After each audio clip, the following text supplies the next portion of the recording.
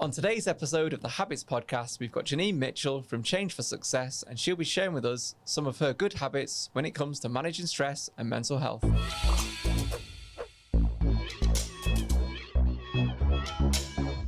Thanks for joining us, Janine. So first things first, there'll be some people tuning in and will be asking themselves, what qualifies you to be our guest expert? So thank you for having me. It's really great to be here. So I work with individuals and organisations, and I specialise in helping people manage stress and anxiety. And when I work with organisations, I help reduce productivity and improve morale, which is really important, especially at the moment during these times. People come to me with crippling anxiety. So I always say the same thing. You don't need to suffer with anxiety or stress or depression. We can actually work with it. We learn this stuff as we go along, and I can teach kind of tools and techniques to completely clear that, which is just, to hear clients say that, it's just amazing. You know, it's really, really rewarding. When I'm working with organisations and teams, at the moment it's more important than ever, given how people are struggling with their mental health. Mental health is huge. And when I go into teams and organisations, see, I come from a background, I've worked in mental health a long time, but I come from a background where our mental health and our wellbeing wasn't supported.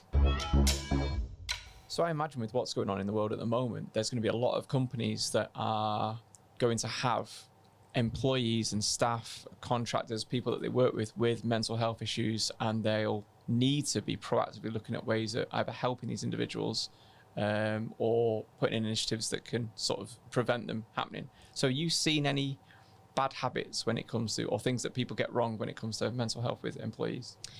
Yeah, I have. So the worst way you can kind of not look after your employees is to just let them get on with it. And if employees are in really high stress environments, the productivity is going to go right down. The morale is going to go down, and that impacts on turnover at the end of the day, impacts on money. So a lot of organisations and companies almost can't see past the end of the week. They can't see that actually looking after your staff, which is your biggest commodity, looking after your staff, you look after you. Yeah. And I've had a personal experience of that. So I've been in a position where there's been long-term sickness absence. There's been productivity which is really, really low. I've been in places where morale is on the floor. I was in a place of work before I set up my own business, and it was a really, really high stress environment. I worked with high risk offenders for a long time. And the last place, and the environment that you worked in itself was just really depressing. Yeah. The last place I worked was like, we used to joke saying it looked like a World War II prison bunker because it had like corrugated iron ceilings, and it was just such a depressing place to work. Are you going to get the best out of your staff in an environment like that? No. So these are some of the bad habits, and as a result, people are off on horrendously lengthy periods of sick leave, so 6 months, 12 months, and that's costing like eye-watering sums of money. So when I talk about companies can't see past, or organisations can't see past the end of the week, when we talk about looking after staff, they see that as something additional. Yeah. So a lot of companies I see don't think twice about spending tens of thousands of pounds on a marketing strategy, but yet they won't pay a lot less than that to look after their employees. So if I was an organisation there and we have got high absenteeism and we've got staff going on long-term sick and morale does seem low, I might then look to someone like you to come in and help my business. Is that how your business works? Yeah, basically. So if your organisation is struggling with all those issues, the end part of that is it's going to be affecting you. It's going to be affecting your turnover in a financial way. It's going to be affecting staff turnover and your own turnover. So when we actually work with staff, first of all, when we go in to deliver training around how to manage stress, how to improve resilience, when we go in and deliver that training, staff feel valued, first of all. Yeah.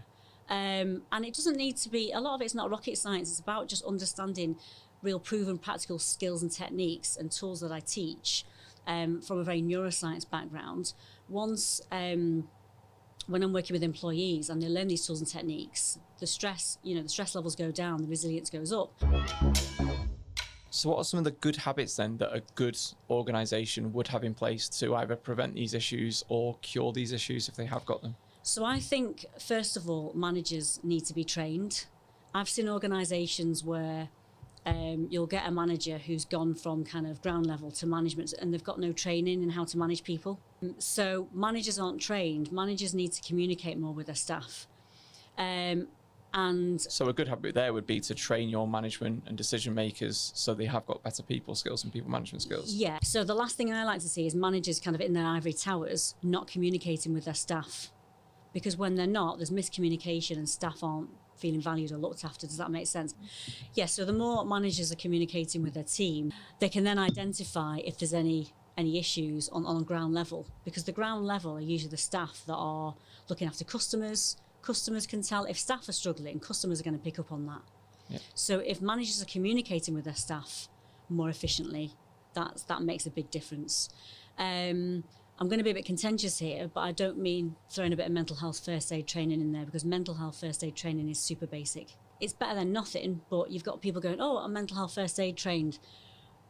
I'm an expert in mental health. You're not. Yeah, it's better to know the basics, but mental health first aid training is super basic. Yeah, it sounds like a box ticking exercise. Yeah, sure. So I think there needs to be more organisational and cultural change in a lot of companies and organisations. So it's about working management top down. So bringing experts in, working with managers on a one-to-one coaching basis, and then it's also working with their teams. So running workshops, delivering training.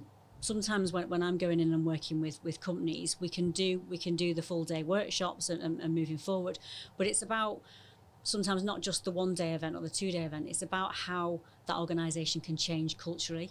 So the way I work with organisations, I'm very theoretical, and I also deliver very practical, proven skills and techniques. And I come from a very kind of much a neuroscience background as well. And this year as well, I conducted some research which was published in a peer-reviewed journal, which I was very excited about. And so yeah, that adds to my experience really in terms of what I do and how I work as well. And you'd go in for a full day, week? You'd work with individual employees on a one-to-one basis as well? Yeah, it depends exactly what companies want. So we go in for half days, full days. As I say, we work with managers. We do one-to-one coaching. If there's some particular employees who are struggling, we offer them support as well. And as I said before, if we've got people off on long-term sick, we work with them directly on a one-to-one, so we can get them back into work. So as I said, it's a win-win for everyone, because the staff member feels more valued, and it's saving money. That, as I said before, the return on investment is huge, really. So I'm guessing after lockdown, there's going to be a huge spike of employees returning to the office with anxiety, depression, what's going on in the world. So where, if any company's been watching this, could they find you if they wanted to ask you to come and help them? Yeah, so my company's called Change for Success, so you can find me online at www.changeforsuccess.co.uk. I do a fair bit on LinkedIn as well. I'm quite active on there, so that's generally where people can find me. So thanks to Janine for joining us in the Habitz Podcast Studio and sharing with us good habits when it comes to mental health and stress management in the workplace.